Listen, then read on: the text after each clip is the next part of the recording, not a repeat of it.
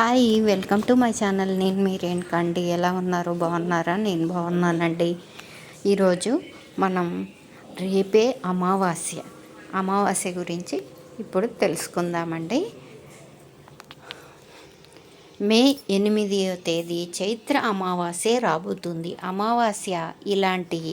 అమావాస్య మళ్ళీ రాదు. అయితే ఈ అమావాస్య రోజు ఈ 2 వస్తువులను ఇంటికి తెచ్చుకుంటే చాలు, 7 తరాలు సరిపడా డబ్బు వస్తుంది. ఇంట్లో లక్ష్మీదేవి తిష్ట వేసుకొని కూర్చుంటుంది. ఆర్థిక కష్టాలన్నీ కూడా తొలగిపోతాయి, సమస్యలన్నీ పోతాయి. లక్ష్మీదేవి అనుగ్రహంతో కావలసినంత ఐశ్వర్యం వస్తుంది. ఈ 2 వస్తువులు ఇంటికి తెచ్చుకున్నా లేదా ఈ 2 వస్తువులలో ఏదో ఒకటి వస్తువుని ఇంటికి తెచ్చుకున్నా మీకు చాలా మంచి జరుగుతుంది. మీరు పట్టిందల్లా బంగారం అవుతుంది. మీరు కూర్చొని తిన్నా తరగని ఆస్తి సొంతమవుతుంది. అమ్మవారి అనుగ్రహం పుష్కలంగా ఉంటుంది. సకల సంపదలను పొందగలుగుతారు. అమావాస్య రోజు ఈ 2 వస్తువులు తెచ్చుకోవటం వలన యోగాలు మీకు ప్రాప్తిస్తాయి. అమ్మవారి కరుణా కటాక్షాలు కలుగుతాయి. ఈ అమావాస్య చాలా మంచిది. అందులోనూ ఇది బుధవారం రోజు వస్తున్న అమావాస్య గనుక చాలా మంచిది. చాలా శక్తివంతమైన అమావాస్య అని పండితులు చెబుతున్నారు. ఈరోజు ఈ 2 వస్తువులను గనుక తెచ్చుకోవటం వలన అన్ని ఇల్లు స్వర్గంగా మారుతుంది. ఇంకా ఎలాంటి కష్టాలు ఉండవు. కాబట్టి అందరూ చైత్ర అమావాస్య రోజు ఈ 2 వస్తువులను మర్చిపోకుండా ఇంటికి తెచ్చుకోండి. మరి ఏ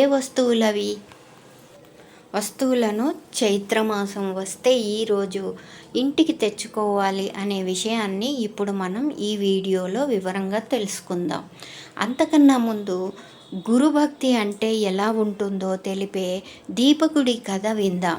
పూర్వం దీపకుడు కూడా నైష్ఠిక బ్రహ్మచారి ఉండేవాడు. అతడు ఒకసారి శాస్త్రాలలో ఈ సూక్తిని చదివాడు. పతివ్రతకు భర్త, పుత్రునికి, తల్లిదండ్రులకు, శిష్యులకు గురువు దైవ సమానులు. వీరిని మించిన దైవం లేదు. వీరి సేవను మించిన తీర్థాలు, వ్రతాలు, ఉపవాసాలు లేవు. సులభ మార్గం అని చదివినాడు. వెంటనే గురువును అన్వేషించుటకు బయలుదేరినాడు. పవిత్ర గోదావరి నది తీరాన వేద ధర్మ మహర్షి ఎందరో చెప్పగా గాని ఆయనను ఆశ్రయించే సాష్టాంగ నమస్కారం చేసి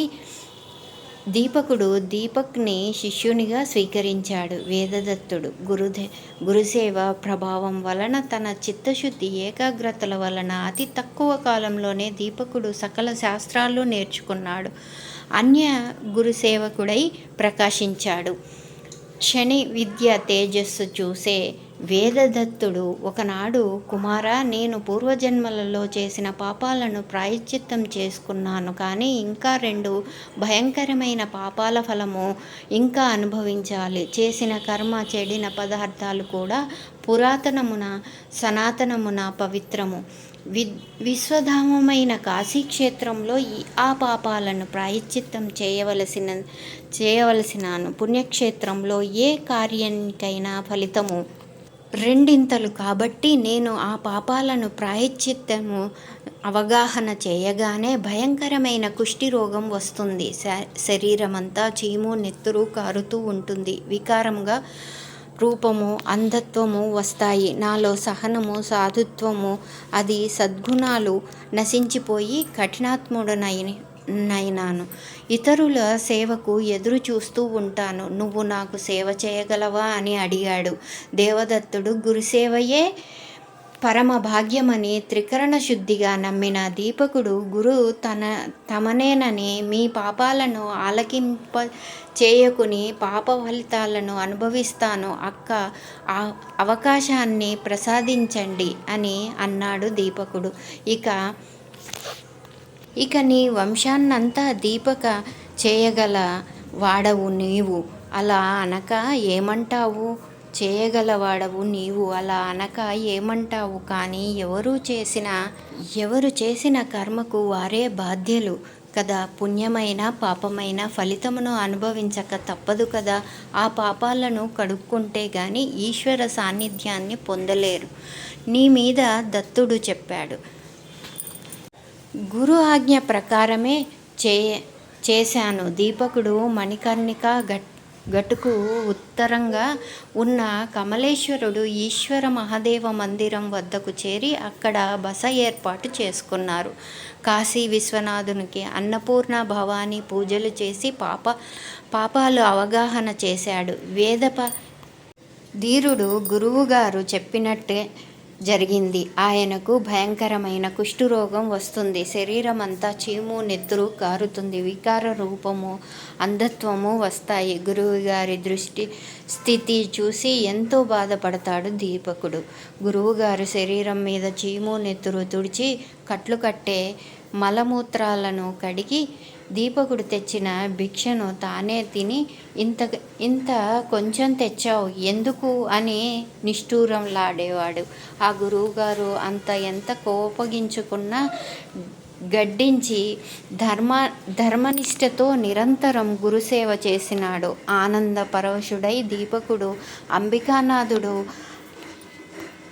అసమాన గురుమూర్తిని మెచ్చి అతని దగ్గర ప్రత్యక్షమై, భక్త, నీ అనన్య గురుసేవకు మెచ్చినాను. ఏమి వరము కావాలో కోరుకో అని అన్నాడు. గుణనిధే స్వామి, నాకు ఈ లోకంలో గురుసేవ తప్ప నాకు ఏదీ తెలియదు. గృహస్థానం ఏమిటో కనుక్కొని చెప్తాను అని అన్నాడు. దీపకుడు గురువుగారికి విషయం చెప్పి, గురుదేవా, మీకు స్వస్థత కోరుతాను అని అన్నాడు. అప్పుడు ఆయన, ఎవరు చేసిన పాపాలు వాళ్ళు అనుభవిస్తేనే పోతాయి అని అన్నాడు. విశ్వనాథన్ ఆలయానికి వెళ్ళి ఈ వరము కోరలేదు. భగవంతుడు దీపకుడు మురిసిపోయి జగజ్జనని ఆయన పార్వతితో ఆయన విషయం చెప్పి సంబరపడిపోయాడు. తరువాత నిర్వాణ మండపంలో ఉన్న శ్రీమన్నారాయణ అడిగి సమస్త దేవతలకు దీపకుని సంగతి చెప్పి పొగిడినాడు. శ్రీ మహావిష్ణువు కూడా దీపకుడికి గురుభక్తిని మించి అతని ముందు ప్రత్యక్షమై పరమశివుని సాష్టాంగవతం చేసి ఆనందస్తులతో, స్వామి, నాకు చంచలమైన గురుభక్తిని అడిగినాడు, ప్రసాదించు అని అడిగినాడు. దీపకుడు తదాస్తు అనే దీవించి కృతజ్ఞుడిని చేశాడు. శ్రీ మహావిష్ణువు కథలోని నీతి ఏమిటి అంటే, గురువుని సేవిస్తే సకల దేవతలను సేవించిన ఫలితం దొరుకుతుంది. దీపకుడు తన గురుసేవ నెరతితో త్రిమూర్తుల సమస్త దేవతల అనుగ్రహాన్ని పొందినాడు. కర్మపాశం తగనిది. పాపకర్మలో ప్రాయశ్చిత్తము ఎంత ఘోరముగా ఉన్నదో మనము ఈ కథలో చూసినాము. కావున అల్లుడు పాపకర్మలు చేయరాదు. విషయంలోనికి వెళ్తే ఫ్రెండ్స్, అంతకన్నా ముందు మన ఛానల్ని సబ్స్క్రైబ్ చేసుకోండి, బాక్స్ చేయండి.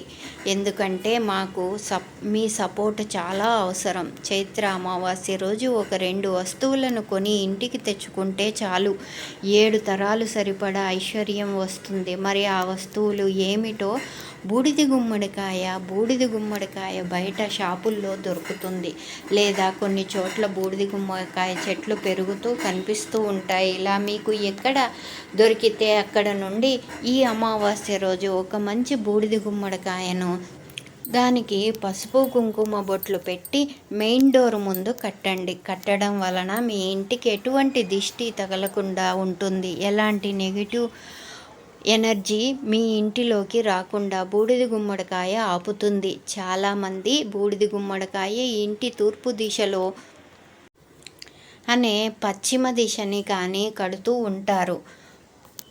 కానీ బూడిద గుమ్మడికాయ కూర దిశగా సంబంధం లేదు. మెయిన్ డోరుకు ముందు ఎక్కడ ఉంటే ఆ డోర్కు పైన కట్టాలి. అంటే ఇంటికి ప్రవేశించే చోట తలపై భాగంలో ఉండేలాగా కట్టాలి. దిష్టి గుమ్మడికాయ ఎలా కట్టాలి అనే విషయాన్ని వీడియోలో చివరిలో వివరంగా తెలుసుకుందాం. గుమ్మడికాయ ఉంటే దానిని తీసేసి అమావాస్య రోజు కొత్త గుమ్మడికాయను కట్టాలి. రోజు దిష్టి గుమ్మడికాయను కట్టండి. ఈ చైత్ర అమావాస్య అనే దిష్టి గుమ్మడికాయ కట్టడానికి చాలా మంచి రోజు. ఈ రోజు గుమ్మడికాయను తెచ్చుకొని గుమ్మానికి కట్టడం వలన మీ ఇంట్లోని నెగిటివ్ ఎనర్జీ అంతా పోతుంది. నరదృష్టి, నరఘోష, నెగిటివ్ ఎనర్జీ నుండి అన్నీ కూడా పోతాయి. అమ్మవారి అనుగ్రహం కలుగుతుంది. 7 తరాలు సరిపడా ఐశ్వర్యం వస్తుంది కనుక అమావాస్య రోజు తప్పకుండా ఒక బూడిద గుమ్మడికాయను తెచ్చుకొని చెప్పిన విధంగా చేసి శుభ ఫలితాలను పొందండి. ఇక చైత్ర అమావాస్య రోజు కొన్ని ఇంటికి తెచ్చుకోవాల్సిన రెండవ వస్తువు ఏమిటి అంటే లవంగాలు. ఈరోజు లవంగాలను కొని తెచ్చుకోవడం వలన మంచి శుభ ఫలితాలు కలుగుతాయి. మీ జీవితంలో అద్భుతంగా రోజు చిన్న లవంగాలు ప్యాకెట్ అయినా సరే ఇంటికి తెచ్చుకోవడం మంచిది. తెచ్చుకుంటే చాలా మంచిది. నార్మల్గా 20 పెడితే లవంగాల ప్యాకెట్ వచ్చేస్తుంది. ఆ ప్యాకెట్ తెచ్చుకున్నది సరిపోతుంది. ఈ చైత్ర అమావాస్య చాలా శక్తివంతమైన రోజు కనుక ఈరోజు ఇంట్లో దీపారాధన తప్పక చేయాలి. దీపం పెట్టినప్పుడు ఆ దీపంలో ఒక లవంగం వేయండి. చేస్తే ధన ప్రవాహంలాగా వస్తుంది. ధన సమస్యలు పోతాయి. చైత్ర అమావాస్య రోజు లవంగాలను కొని తెచ్చుకుంటే మీ సుడి తిరిగిపోతుంది. ఆ తల్లి చల్లని చూపు మీపై పడుతుంది. లక్ష్మీదేవి అనుగ్రహం కలుగుతుంది. ధనలాభం కలుగుతుంది. మీరు కుబేరులుగా మారిపోతారు. కనక చైత్ర అమావాస్య రోజు మీరు వీలును బట్టి బూడిద గుమ్మడికాయను కానీ లేదా లవంగాయల ప్యాకెట్ కానీ ఇలాంటివి తెచ్చుకోండి. ఇలా తెచ్చుకోవడం వల్ల ఆస్తి వస్తుంది. మీ దేవి అనుగ్రహంతో సకల ఐశ్వర్యాలు సిద్ధిస్తాయి. మీరు కూడా అమావాస్య రోజు ఈ 2 వస్తువులను కానీ ఈ రెండింటిలో ఏదో ఒక వస్తువును కానీ ఇంటికి తెచ్చుకొని శుభ ఫలితాలను పొందండి. సంతోషంగా జీవించండి. గుమ్మడికాయ గురించి తెలియని వారు ఉండరు. ద్వారం పైన గుమ్మడికాయను కట్టుకోవాలి. గుమ్మడికాయ ఇలా ఇంటిపై కట్టుకోవడం వల్ల కాలభైరవుడు రక్షణగా ఉన్నట్లు గుర్తు. ఇంటి ముందుకు వచ్చేటటువంటి దోషాలంటే నరఘోష, పీడ, నరదృష్టి అంతా కూడా కాలభైరవ అష్టకం చదవడం వల్ల, హనుమాన్ చాలీసా చదవడం వల్ల నరదృష్టి పోతుంది. స్వరూపమైనటువంటి గుమ్మడికాయ ఉంది కాబట్టి గుమ్మడికాయ విషయంలో ఎప్పుడూ కూడా అశ్రద్ధ చేయకండి. మనం దృష్టి దోషాల నివారణ కొరకు గుమ్మంపై కట్టిన కొన్ని రోజులకే పాడైపోతూ ఉంటుంది. ఇలా తరచూ పాడైపోవడానికి ప్రధాన కారణం నరదృష్టి ఎక్కువగా ఉండడం. తగిలితే నాపరాయి కూడా పగిలిపోతుంది అని మన పెద్దలు చెబుతూ ఉంటారు. మీ ఇంటికి కానీ వ్యాపార స్థలంలో కానీ దిష్టి నివారణ కొరకు గుమ్మడికాయ కట్టండి. మరి ఈ గుమ్మడికాయను ఎలా కడితే మంచి ఫలితాలు కలుగుతాయో కూడా తెలుసుకుందాం. ముందుగా ఒక మంచి ముదురు బూడిద గుమ్మడికాయను తీసుకోవాలి. ఖచ్చితంగా కాడ ఉండాలి. కాడ లేని గుమ్మడికాయను దేనికి పనికిరాదు. ఈ గుమ్మడికాయకు మొత్తంగా పసుపు రాసి 21 కుంకుమ బొట్టులు పెట్టాలి, లేదా 11 కనీసం పెట్టాలి. కుంకుమ బొట్టు పెట్టుకోవాలి. ఇలా పెట్టిన తర్వాత ఆరాధన చేసుకుంటూ ఉంటారు కదా. అలా నిత్య దీపారాధన పూర్తయిపోయిన తర్వాత 2 అగరవత్తులను దీపాన్ని చూపించి బెల్లం ముక్కను నైవేద్యంగా చూపించాలి. ఆ తర్వాత కాలభైరవ అష్టకాన్ని చదవాలి. ఆ తర్వాత కాలభైరవ అష్టకాన్ని పఠించడం లేదా హనుమాన్ చాలీసా అయినా సరే పఠించి ఆ గుమ్మడికాయకు హారతి చూపించి మీరు కూడా హారతి అద్దుకొని చక్కగా ఉట్టిలో పెట్టి గుమ్మానికి పైభాగంలో వేలాడ తీయాలి. ఇలా చేసి 2 సాంబ్రాణి పుల్లలతో ధూపం చూపించి గుమ్మానికి ఉంచాలి. ఇలా చేస్తే ఎంతటి నకారాత్మక శక్తులైనా సరే, నరదృష్టి, నరఘోష, నరపీడ, చట్టదృష్టిలతో చూపు ఇటువంటి చెడు ప్రభావాన్ని కలిగించే నెగటివ్ ఎనర్జీ వెంటనే తొలగించి మీకు మంచి కలిగిస్తుంది. గుమ్మడికాయ నెగటివ్ ఎనర్జీ తీసుకొని మనకు పాజిటివ్ ఎనర్జీని ఇస్తుంది. ప్రతి ఒక్కరూ కూడా ఇప్పుడు మనం చెప్పుకున్న విధంగా బూడిద గుమ్మడికాయను బుధవారం, ఆదివారం, అమావాస్య, పౌర్ణమి, అష్టమి తిథులలో కట్టుకొని మంచి ఫలితాలను పొందండి. సర్వేజన సుఖినో భవంతు. సన్మంగళాన్ భవంతు.